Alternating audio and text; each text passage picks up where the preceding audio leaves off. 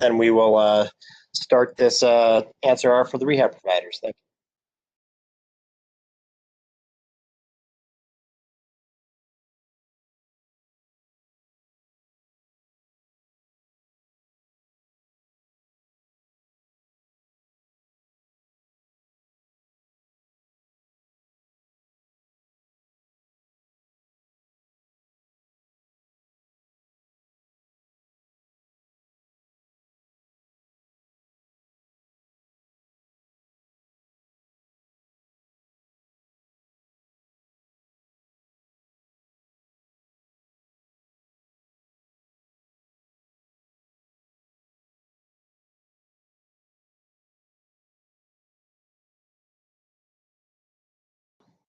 All right, looks like we're a minute after, so we will get started on this. Like I said, I'm Brad Morse, the program director for the campus project.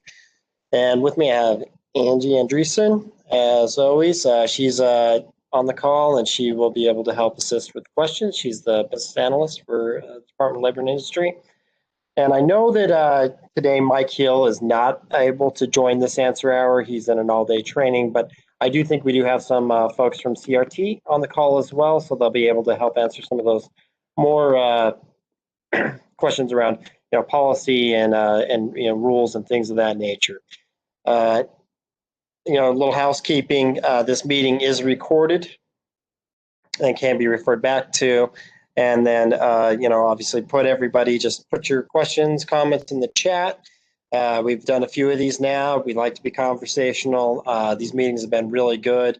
We actually got some great information in our last meeting that we had a couple days ago that enabled us to put through a couple of fixes and also identify some issues that we're going to have fixed by Thursday. So I want to make sure that please put in the information, and we're going to do our best to get this resolved, because it's time to put some of this new system bugs behind us and get into using the system as it's supposed to. So I will start the answer hour. Angie, I'm going to go to the first question.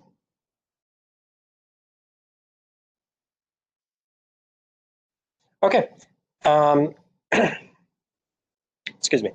We had a release last night, so we have officially removed anybody out of that pending status in the groups. We went through the database and cleared it and made sure everybody is out of that. If anybody is having issues with somebody showing as pending still, please let us know. We will take it as a one-off, and we will manually take care of them if that's happening. But this should be solved. We have the performance issues with the My Rehab Case tab, where it wasn't always populating all the cases, and we have we've tuned that, and it is populating cases. I don't want to jump to the next slide, but I know that there are some issues with people not seeing all their cases, and you saw communication go out. We'll discuss that in the next slide. And then document generation for the R3 submissions was not populating the signature and narrative sections. That is now populating, and those are working. We have seen we've actually watched some folks that have been able to submit the R3s, and they're working. And then, Andy, you want to go to the next slide?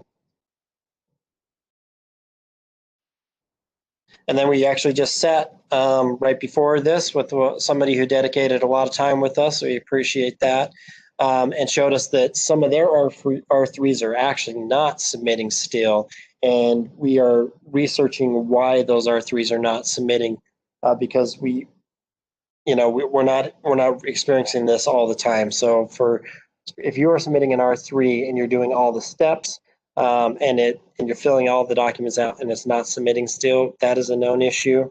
But there's some things I think that we can learn, and let's talk about them today. Some of the issues, though, some users still missing from the rehab cases. The rehab cases that are not showing, we sent out that email. There's a large population that we just could not get from the survey. And even after research, we weren't able to get. So Mike Hill put out the email about going in there, filling out that spreadsheet, sending it to Mike Hill. He will do the research, and then Next week, we're going to reload those cases for everything we got up until that point for the research he was able to do and get those done. Employees missing from staff and interns tab. We're still looking into this. This was reported a couple weeks ago, and a lot of it, we had to clear that pending bug where people were showing as pending so we could start to reassociate people from the staff and interns. And we're looking for a call out to people who have people missing from their staff and interns. We are going to reach out to you and probably do some screen sharing to figure out what's going on in those group settings and how was the registration set up causing that. Erroneous primary address for some firms is still listed. We saw that today, and we've been seeing that there's when we migrated some of the data, some of the older data or data was flushed in there that it isn't right. So we are gonna, do some database work on that. And then some users receive an error when attempting to locate an RCR for submissions. Obviously we'll look into that. And then Brad, yeah. that seems potentially related to the staff and interns tab issue. So I just wanted to, I probably should have put those all in one, but those appear to be linked. So we're researching those together. Oh, perfect. Thanks, Angie. Incorrect email reference for group administrators and campus emails. If this is still going on, please send me the examples of it where you're sending out an email, trying to invite people to your firm or whatever, and it's showing somebody else's email in there. We've done quite a bit of database cleanup on that, and I would like some examples of that still going on to see where these joins got populated and why they're doing that. Okay, so all right, so let's jump into some questions, and we'll talk about some of the new stuff we're going to put on Campus Central. What do we got, Angie? Yep, I'll start from the top here. So this user just asked, could we get an update on the status of when we will be able to file our forms? I'm an admin and I am getting nervous about the backlog of filings and current work. Is there a backup plan if this goes up much longer? We're starting to explore all contingency plans, and we appreciate you saying that. We definitely are now at this point. We want to make sure that this doesn't burden the stakeholders much longer, which is why one of our plans for today, tomorrow, or today, Monday, and Tuesday is to sit with as many QRC firms as we can to document all issues and to push them into that Thursday release to get them done. So if you would please send me or send it. It would be going to Mike Hill. So put in the group chat your email, and I will send out an invite for your firm, and we will sit down with you and work through these issues together. And that's an open invitation to anybody who wants us to do that. We are going to do it Monday and Tuesday because of scheduling. Obviously, with this many people, we will just start designating times and putting it out there to you. But I definitely want as many people to participate in that as possible because we want to document everything and get this done. All right, thanks, Brad. Next question. And this one I may need a little bit of clarification on, Kathy. It says, does a confirmation of our form submittal be emailed to the QRC or admin person each time one is submitted? So I think you're asking if one is emailed when it is submitted. There should be an email that's going to the submitter whenever a form is submitted. Hopefully that answers that question. Yeah, you get a confirmation and it goes in your forms queue that it was submitted. Mm-hmm. All right, next one. Just to clarify, we do not have to do the affidavit of service on an RCR submission, correct? I I believe the answer is yes on that one. Oh, okay. Yep, you would not need to. So you do have the option where you can either distribute the document through campus or you can elect not to do that. I believe that the system default is yes. It's a little radio button and it says, would you like to distribute this document? If it is defaulting to yes, you can go ahead and just click no. Most of the time, by the time that you are going to file that, you've already distributed it and gotten your necessary signatures and everything. This is me kind of repeating what I know Mike Hill would be saying right now. So you don't have to distribute it or do the affidavit of service. It's just an option if you would like to send it. All right, next one. I've received several email confirmations of successful submissions of forms through campus. However, I'm not seeing any identifier of what rehab case is on the confirmation email. If I'm filing multiple forms, I won't know which forms have been successfully submitted. Please consider adding some sort of identifier to the confirmation emails, like the name and what form it was. That would be helpful.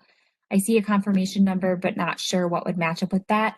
So that's really good feedback. As far as the confirmation number, I believe that would actually match up with your My Documents queue.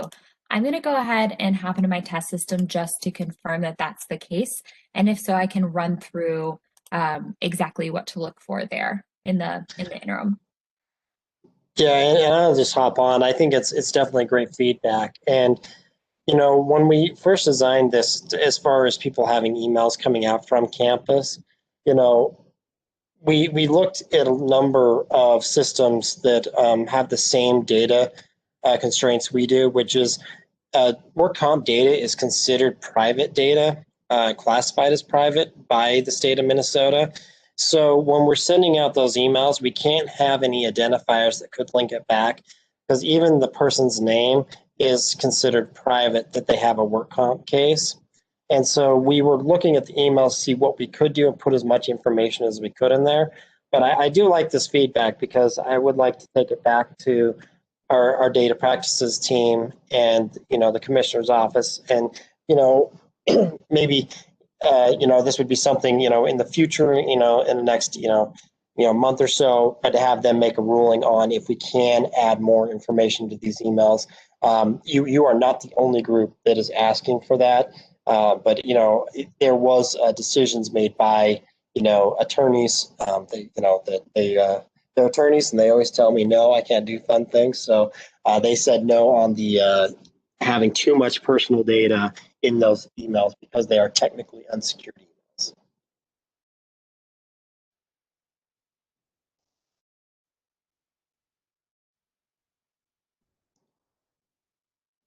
And I think we have Angie demonstrating something.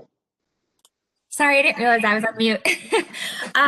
So I hope you guys can see my screen here. So what I just wanted to show you all was how you can link those emails up with the documents. So if you get that confirmation number in your email, it's going to be the same as the confirmation number in your My Forms queue. So that's one way that you can check. So you can see here, this one, if I had that in my email, is 2454. It's going to give me the link directly to that transaction, and it's going to give the name of the employee as well. So that's just a way that you can kind of piece it together while we wait to see if we can get some additional information in those emails for you. The next question is the QRC registration working? I have tried multiple times to submit and get no answer, notification that it was successfully submitted, or any notification on my dashboard. So if you've submitted the registration, or if you've attempted to submit the registration, there was an issue with it, I believe last week, but I do believe that we have those now successfully coming in. I know Joanne has seen quite a few of those. I would encourage you to go ahead and check in your forms, your My Forms. It would look like this. You would have a record that says rehab provider registration or individual rehab provider registration, depending on which one you filed. And then it should say submitted along with a confirmation number.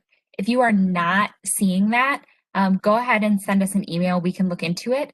But if you are not seeing that, that means that we have not gotten a submission. What happens with those is Joanne has to review those and approve or reject them. I know we are having a little bit of an issue with a few of the individual registrations right now. But if it does not say submitted, that means that it is not in Joanne's queue for review. After she reviews those and either approves or denies them, you should get a notification up here as well as an email that indicates whether or not your registration was accepted or rejected. All right, next question. It was my understanding that while our rehab cases were unavailable, we should have been completing forms manually and distributing them to the parties. Now that some of my cases are available on campus, I was trying to go back in and recreate the R3s that I completed manually, but realized that the duration and total weeks for the plan will not match what I had submitted since it was based on today's date, rather than the date that was actually submitted. How should I rectify this? Or should I just submit the R3 with the incorrect numbers and attach the one that was distributed to the parties? Brad, is that something that we probably need to defer to Mike Hill? Yeah, I mean, that's something I definitely want to have compliance weigh in on. I'm not sure if Melissa is available or would want to comment on that. I think that's something I would like to just probably talk to Mike. Talk to Mike Hill on and figure out what we can do on that, because that's a clear, we gave you direction to do this, and so we need to figure out a plan to get those in. So I will follow up with him. Like I said, he's just in an all-day training today. All right, thanks, Brad. The next one, should we be able to submit new RCRs, R2s, etc. on new files since 11.2, even if we are not seeing our legacy cases for our group? I get a message that I'm not authorized to do this, and I am a group administrator for our firm. So I'll comment on that. That is likely due to that issue with the staff and interns tab. So Terry, I'll take a look at your firm and see if you're listed. It's likely that you're just experiencing that same issue that we were talking about earlier, where you might not be listed in that staff and interns tab as a QRC. And in some instances, that is blocking people from filing. Okay.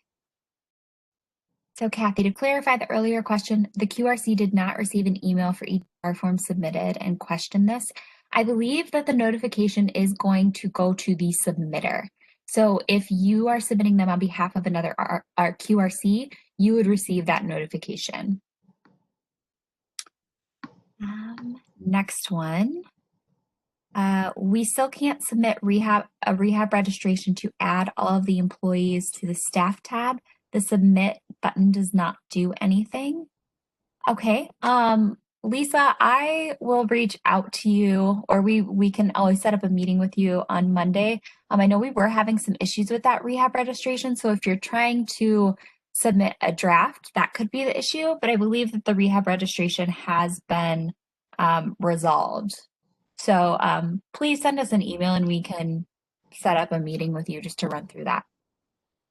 Yeah, we know that it has been resolved from what was reported before, because Joanne does have a number of them that came through and she's looking at them. So I think that, yeah, if we're getting to a specific, yours isn't working.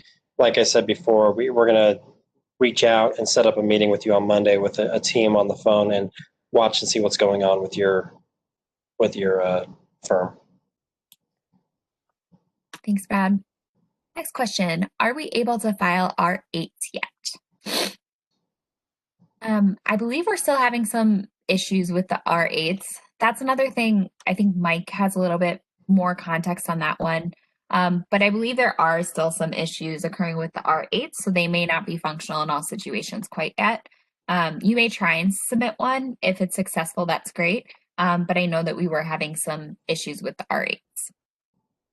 Yeah, and just so everybody knows, so you can technically submit an R8, especially for anything that was started in campus. But because campus started on November 2nd, I highly doubt you guys are already done your RCR and done your full plan closure 30 days from, in 30 days, but it can happen. So what we're researching now is it has to do with the data in Informax, our old system, not carrying over the RCR information, and it's limiting the amount of submissions that can come after it, because by a lot of rules, you have to have that before you can file things. And that's the piece that we're looking into right now.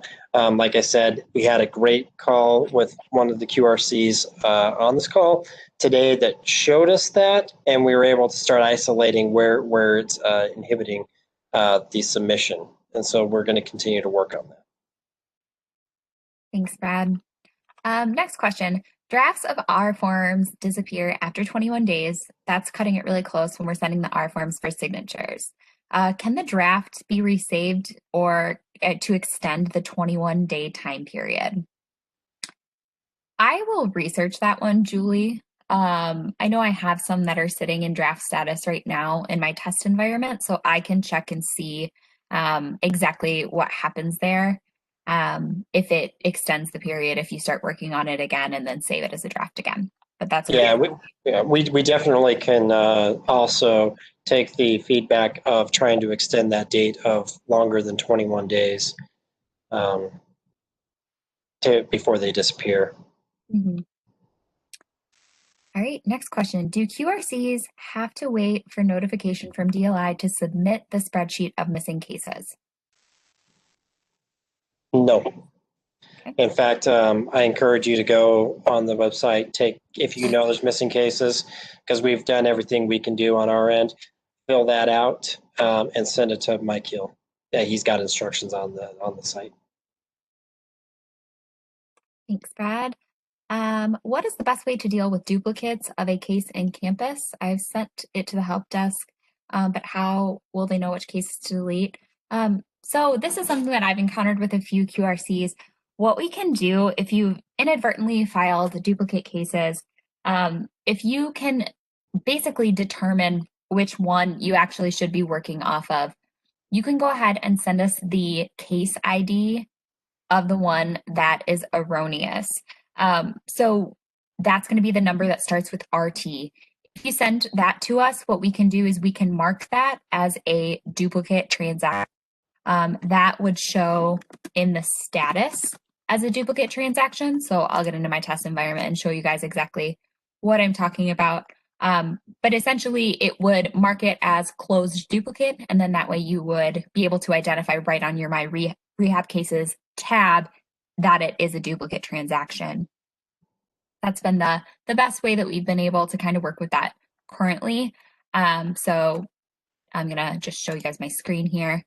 You can see in the My Rehab Cases that I've got these open cases, this one for Winston. What would happen is if I changed that to closed on the DLI side, it would just say close/duplicate, and I could filter that out, or I would know exactly that it was a duplicate just based on that status.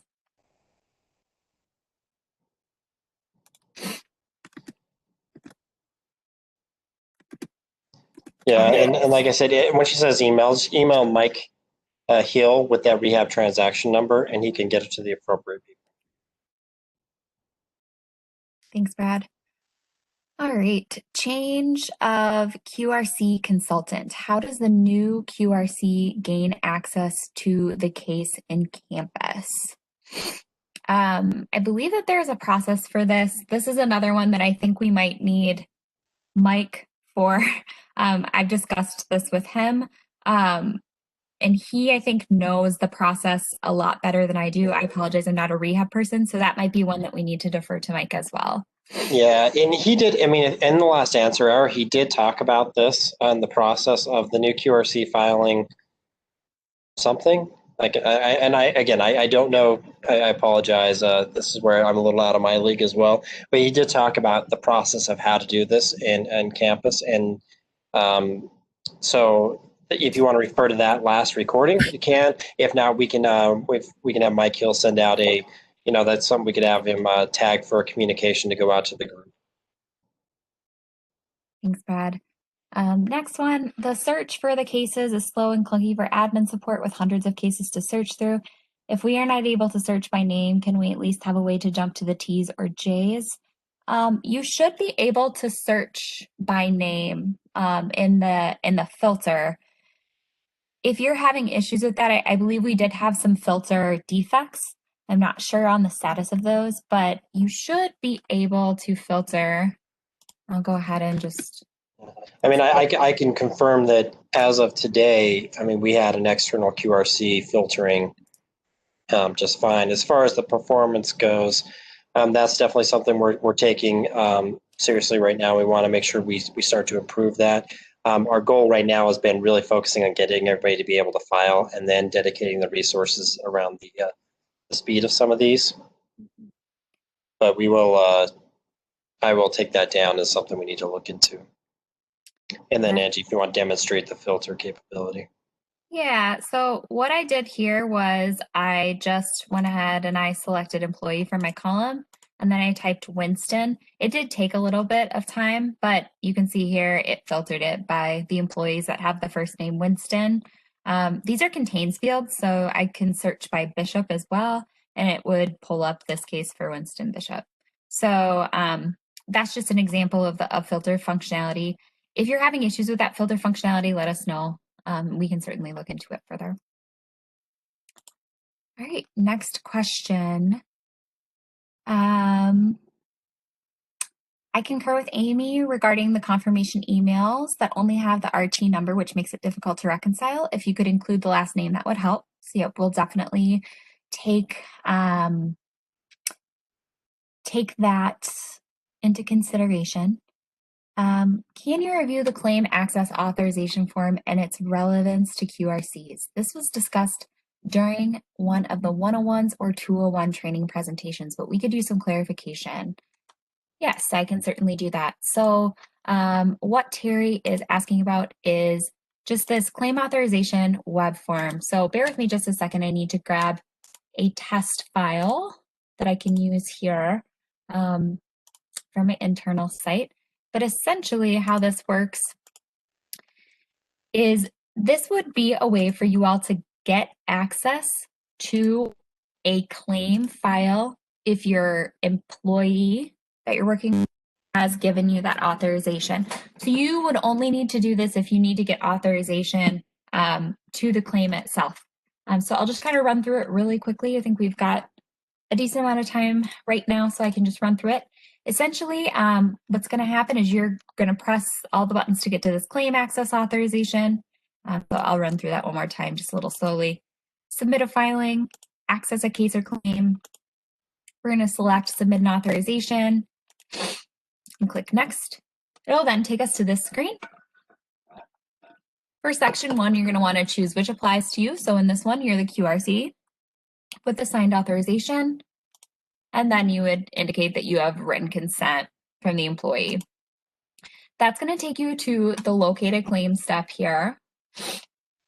So this is the exact same process that you guys have for submitting your RCRs.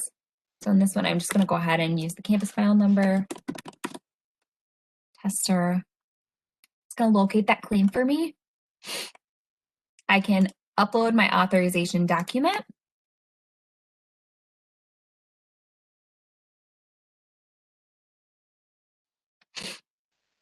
I'll go ahead here and just grab a document, upload this, the name of the authorizing individual, so in this case it's Johnny Tester, the date that they signed the authorization, and then just indicating who the signing individual is. So in this case it's the employee, but it could be any of these. Any supporting documentation that you want to provide, and then your QRC number, which I believe is 2889 in this case, and then along with my name as it matches my campus profile, so Angie Rehab. I would check the box, submit the form, and I apologize, I can't remember my my exact QRC number here. I think it's 1030.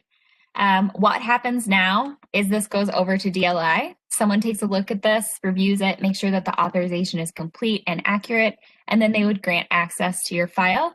That claim access, unless there are limitations specified, I believe lasts for 6 months. And that is how you would file that. Again, that would just be if you need access to the employee's claim file and you have the appropriate permissions from them to access that file. Yeah, and this is something that, from I don't know how often a QRC actually needs to get access to that full claim file. You can still do all your filings and all your R forms if you want without doing that step. But that option is there if you need to get if you get authorization from the employee to get access. All right. Next question. As a group administrator, will I have the ability to file forms on behalf of the QRCs? We have many forms that need to be filed, and it appears that I still don't have that ability. So you wouldn't necessarily have that ability as the group administrator. You would have that ability if you relate yourself to the QRCs within your firm. That is something that we are going to run through in the answer hour following this one for group administrators. It'll show you specifically how you can relate yourself to those QRCs in your firm. When I downloaded an R3, my signature line was blank. This was not the case with an R2. There I am seeing an electronic signature.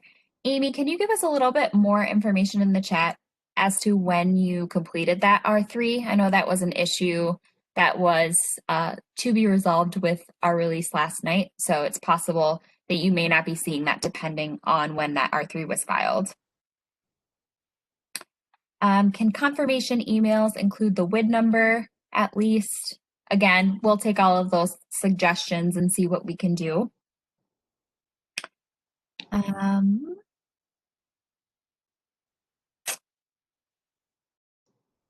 Just to recap, there was another question about R8s. R8s are not functional in all situations yet. As I mentioned, Mike Hill has some additional details about that. He's unable to join us today, but we are aware that those R8s are not fully functional.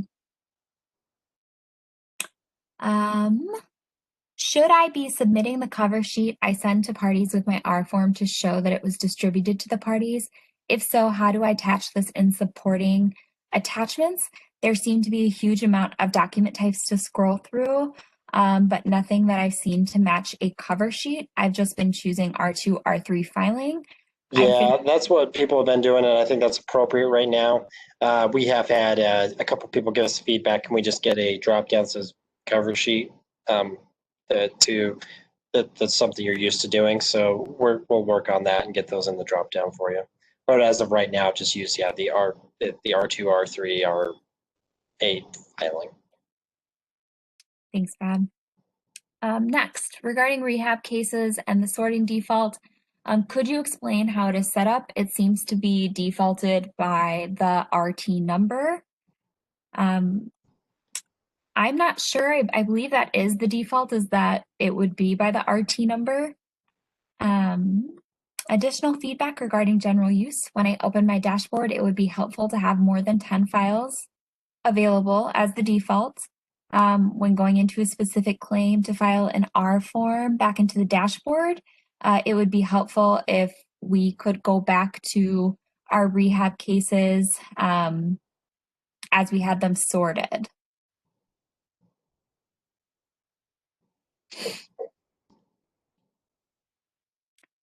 That's really good feedback as well, so we can take that down. Just to clarify, when campus asks if you want to distribute to parties, does that mean distribute through campus?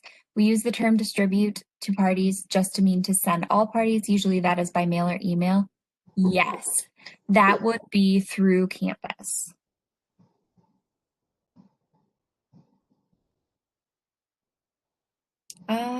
I recently sent my data survey of client cases and I used the WID if available, and the rest I used the social security number. Is that okay? Yeah, that is okay. If you send it in, Mike will be able to research it based on that. The ones we were struggling with was there was no social or no WID. It was just a name, and without names and dates of injury, it was really, or without some of those key identifiers, it was really tough for Mike to try and locate those claims. Thanks, Brad. The R3 form needs to have a way to file the PPR at the same time. If there are no barriers to address, there is no indication that the form would serve as both the PPR and the R3. Do we need to file the PPR separately? So, Angie, this is one that I actually just recently looked at. The PPR is available as part of the R3 um, during a certain time period. I believe it's 15 days before or 15 days after 6 months since the RCR was filed. There's a time frame where that, based on statute, that PPR is available, but it'll only show there on the R3 if you're in that time window. So if the R3 is filed outside of that, it won't display as part of an entry for the form. But if you are filing R3 outside of that, you can submit the PPR separately by attaching it to the transaction. Great, thank you, Mark. Yeah, and that I think would be what you're probably seeing right now is you have a migrated case, and if that case data for the RCR didn't come over with the dates, it probably won't show on there, and that could be, we can look into that. So that's really good feedback that we also need to look at with that migrated data on those things like that. All right. Moving along, this is just some feedback. The issue with the filtering is that it's by first name versus last name. It goes back to the default of 10 files after you filter. So again, we'll take all of that down to look into. Amy, I think I need a little bit more context. The question is just, can you please give the email again of the updates on campus on day-to-day basis? Not sure if you're asking for an email address or if you're asking for us to send daily updates of emails. So if you could just clarify, that would be helpful. I do not have the filter function on the My Rehab Cases tab. Julie, can you, I'll plan to add you to the list of our groups next week that we meet with, just so we can take a look at that specifically. That should be present on your tab. Okay, next question. I created a draft RCR for a new case that is not in the system, filled in as much as I could, including the employer and the insurer info, and saved it as a draft. But then when it prints, the information is not there. QRC data says undefined. Brad, is that something you're familiar with? You know, it's not, but it's something we need to get familiar with. So let's put them on the list and fix that. Mark, have you heard about that? Is that a claim shell step that's causing a problem? Yeah, potentially. I'll have to take this away and look at it more detail. Okay. Great. Does the signed request for information require the WID number to gain access, or can we use the SSN if a WID isn't available? You can certainly use the SSN. So in my demonstration, I just used the campus file number because that was what was available to me at the time. But you can use the same set of information that you would use to file your RCR. So last four of your social, last name and date of injury, I believe, are the three if you don't have the WID or the campus file number that you may use. What does claim access actually give you access to? It was my understanding that we as QRCs would rarely need access to this. Brad, do you want to? Yeah, I mean, it's. I think I said before, this doesn't impede your ability to file, but claim access gives you full access to the actual, basically the division file. So everything the insurance carriers ever filed on that claim, any dispute information on that claim, anything like that. So it's actually our full division file. Pretty much the parties that usually have access to that are the employer, the employee, the insurance carrier, and then attorneys get access to it. Thanks, Brad. And Amy, I just saw your comment that R3 was done yesterday, so that's likely why your signature didn't show up. Next one, are we able to see disability status reports and FROIs for cases? If so, where? I think, Brad, that's what FROIs are on the, you would have to get access to the claim to see a FROI. That's where those are. And I think the disability status report is also in the division file. So you would have to get that authorization to see those. Or obviously you could get it from the carrier or the client. but in campus, it's in the actual claim. All right. Next question.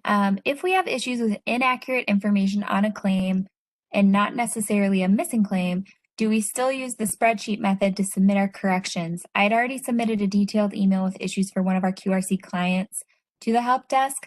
Will that get processed, or do I have to resubmit that information?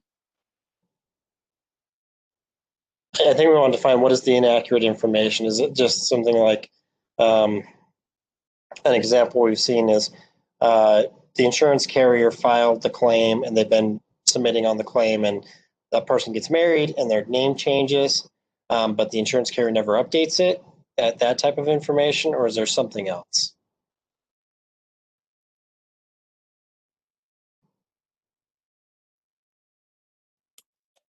So while we're waiting on that follow-up, I will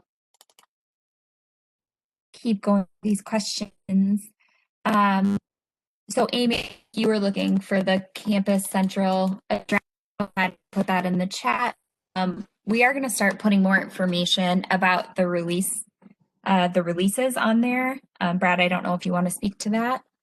Yeah, we've heard the feedback, so we're going to put on there all of our release notes of what was fixed and when it's going to be fixed. If there's other information you want on there, we definitely can continue to populate it. But so the release was last night, so we have our teams working on those release notes right now. I know Angie herself is doing the ones for EDI, so we'll get those out there. We'll also send out an email to the groups, letting them know that these were the items that were fixed last night, so people know what's going on there. We are working on, the commissioners asked me to pull together a group also to try and see how we can better communicate known problems that we're working on and have it in one page, because having it on the Campus Central page is always tough because it's not a static list. Those move a lot.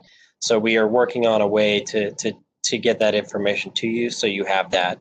But as far as the release notes go, we will have those out today. Thanks, Brad. This next one, this user's having some issues with missing R. So years worth of R3s have been filed. Sorry, Angie, you cut out there. What?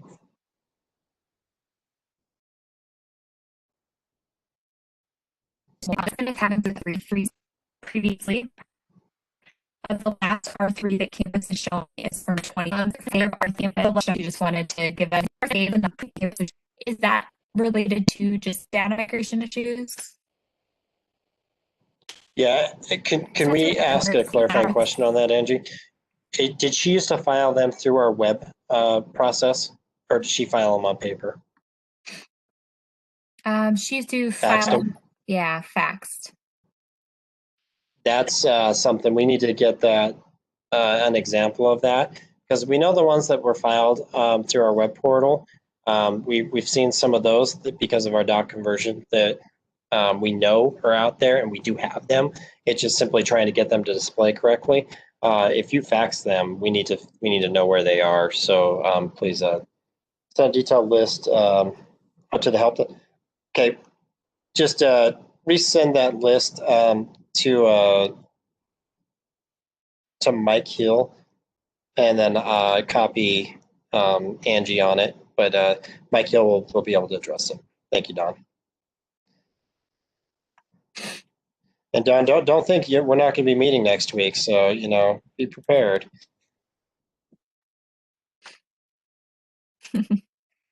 All right. I do not have any other questions in the chat right now. So I'm going to go ahead and I'm going to move to our schedule for next week. I did mention, and they're not listed on here, we do have a group administrator answer hour directly after this. We heard your feedback on those, and we have specifically tailored those just to the rehab providers. So, or the insurers have their own, all of you all are getting kind of your own answer hours. So just wanted to put a plug for that. If you're a group administrator, that certainly could provide some potentially beneficial information for you. And another question that just came through here, can we look into changing the timeout defaults to a little bit longer as they're completing our forms? Yeah, that's something I like.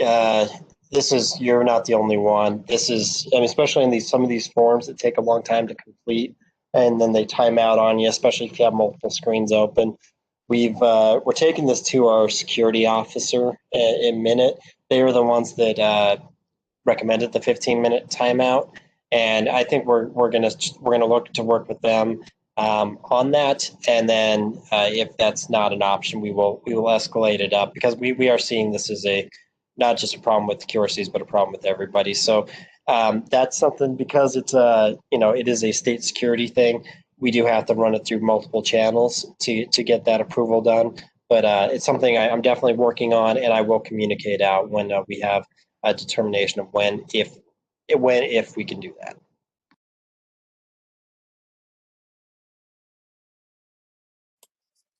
Great, thanks, Brad.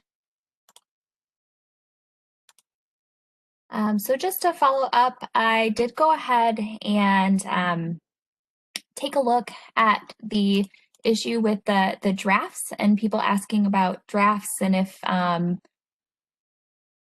the date is set if you open a draft and then you save it as a draft again. And I can confirm that it will go based on the last updated date. So in my case, I just went ahead, I can show you all my screen here.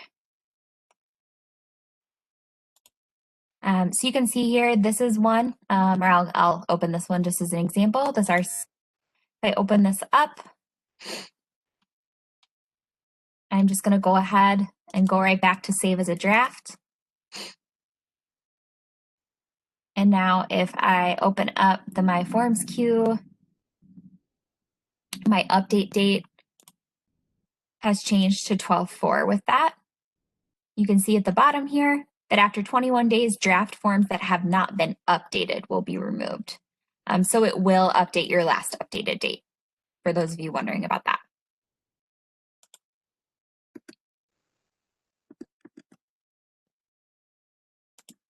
All right.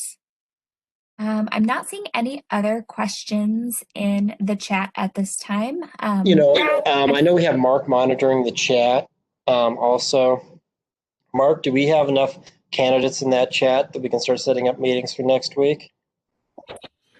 Yeah, I think so. I mean, we have, I've literally just been in copy paste mode getting all of these down in the notes. So I'll have to probably do some analysis. Okay, well, as long as we have a couple, we're going to start setting up meetings next Monday and Tuesday, and we will work through these issues. Like I said, our goal is, to fix everything we can fix by next week.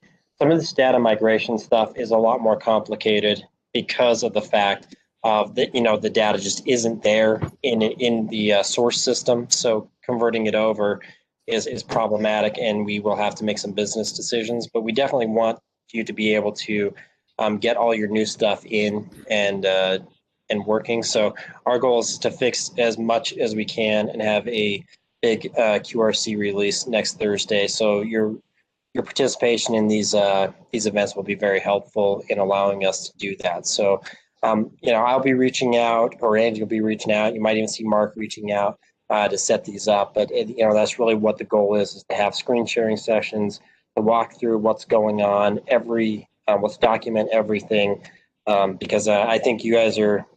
You've been very patient, and I really appreciate that. But right now, I think we need to be really striving to get this fixed for you, because it's, there's only so long you can be patient, and I'm well aware of that. So we will do what we can next Monday and Tuesday, get as many of those done, put them in the build for Thursday, and then starting in next week, especially because we're going to clean up those your missing cases. Then we can start to chip away some of those edge cases that we're running into. But we need you to be able to get your new filings in, and we need you to be able to continue to submit your R forms before they stack up too deep. So we will definitely work with you on that. And I know there were some questions for Mike Heel directly around that new R3 being filed. It's different than the ones that have the distribution to parties on it. We'll take that down and get that over to Mike. And then if he's not able to make that call, I will escalate that up to our legal department or the commissioner or the director of CRT. Whoever needs to make that call, we'll get that out there and get out those communications. So you should see communications today from Gov Delivery that will have the list of defects that were fixed and what you should now, the behavior you should now be seeing.